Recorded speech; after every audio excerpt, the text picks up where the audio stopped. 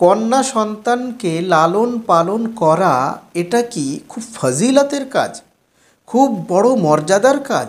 এ ব্যাপারে হাদিসের মধ্যে কি এমন মর্যাদার কথা উল্লেখ আছে, কি এমন ফজিলতের কথা উল্লেখ আছে? তো সেটা নিয়েই আজকে সম্পূর্ণ ভিডিওতে আমি আলোচনা করব। আসসালামু আলাইকুম।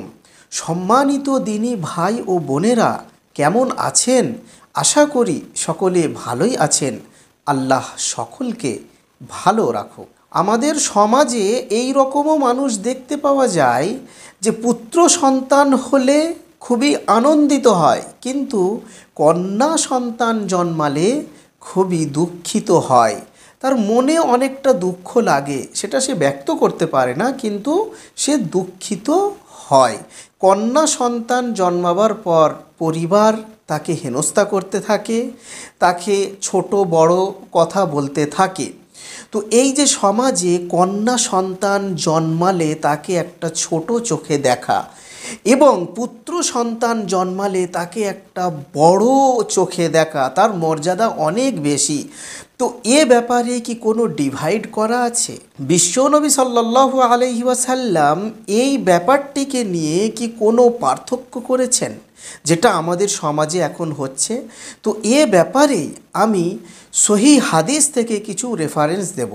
তিরমিজি শরীফের 1914 নম্বর একটি বিশুদ্ধ হাদিস, যেখানে আল্লাহর নবী হজরত মুহাম্মদ সাল্লাল্লাহু আলাইহি ওয়াসাল্লাম এটাই বলেছেন, যার সারমর্ম হলো এটাই যে যদি কোনো এমন মানুষ সে কমসে কম দুটি কন্যা সন্তানের লালন পালন করলো, তাকে বড় করলো, তাকে বড় করে তার সমস্ত খরচ তুললো, তাকে লেখাপড়া করালো, তার সমস্ত খরচ সে ওঠালো, তারপরে তাকে আবার বিবাহ দিয়ে দিল।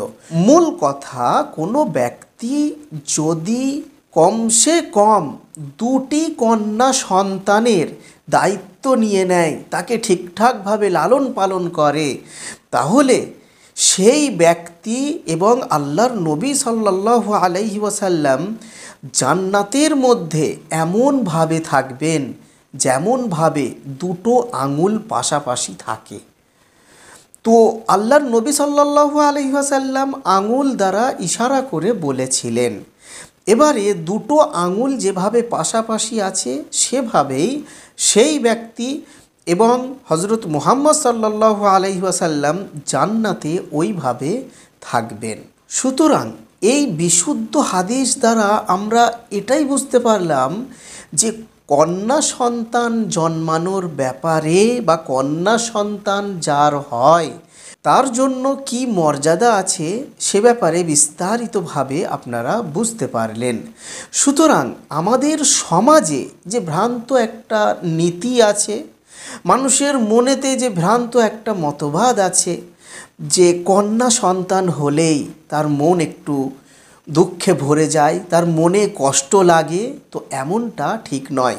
আমাদের এটাও মনে রাখতে হবে যে মায়ের এত বড় যে মর্যাদা, মায়ের ফজিলত যে এত বড়, সেই মা তো কোনো না কোনো কন্যাই হবে।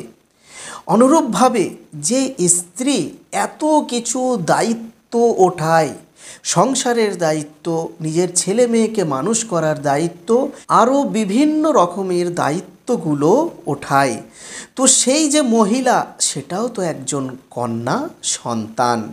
তাহলে এই পৃথিবীতে আমাদের সমাজে কন্যা সন্তানের অনেক বেশি কাজ, এবং এখনকার সময় বর্তমান যুগে সবথেকে বেশি কাজ যদি করতে হয় এবং ভালো করে নিখুঁতভাবে যদি কাজ করে, সেটা হলো মহিলা এবং কন্যা সন্তান।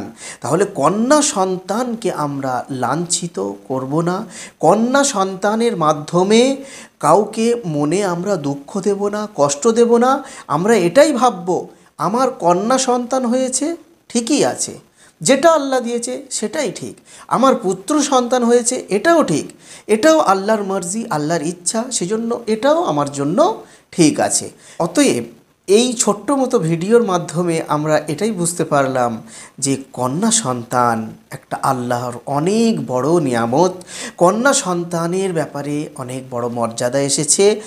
তো আমরা এই ভিডিওটা দেখে এর প্রতি আমল করার চেষ্টা করব এবং যদি ভিডিওটা ভালো লেগে থাকে তাহলে আপনারা সকলে আমার জন্য দোয়া করবেন এবং পুরো উম্মতের জন্য দোয়া করবেন এবং বিশ্ববাসীর কল্যাণের জন্য দোয়া করবেন।